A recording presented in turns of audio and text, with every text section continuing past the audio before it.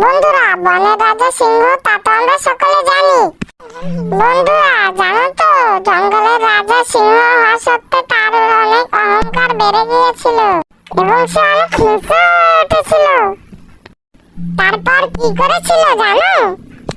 সে বনের পশুগুলো অ্যাটাক করে খাওয়া শুরু করেছিল। প্রতিদিনের মতো সিংহরাজ আবার ক্ষুধা লেগেছে, তাই সে গর্জন করছে আর সে কাকে খাবে তাই ভেবেছিল। কিন্তু পাশে বসে সব পশু পাখিরা একসাথে মিলে পরামর্শ করছিল আজ বনের রাজা সিংহ কাকে খাবে তা জানে কে?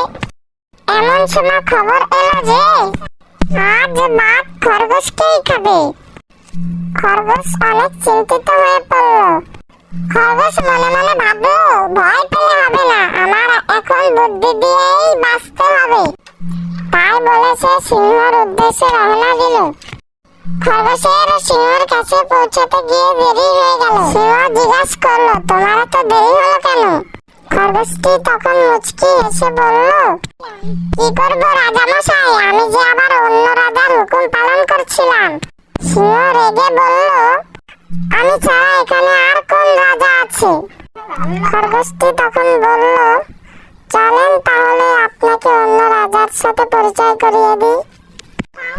তাই বলে খরগোশ রওনা করলো। তাই বলে সিংহকে এক কুয়োর কাছে এনে থেমে গেল।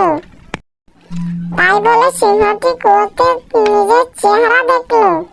সিংহ বলল, সত্যি তো এখানে একটি রাজামশাই আছে। সিংহ হিংসায় গর্জে উঠে কুয়োতে ঝাঁপ দিল। তারপর সিংহ বাঁচাও বাঁচাও করে চিল্লাতে লাগলো। এভাবেই সিংহর পতন হলো।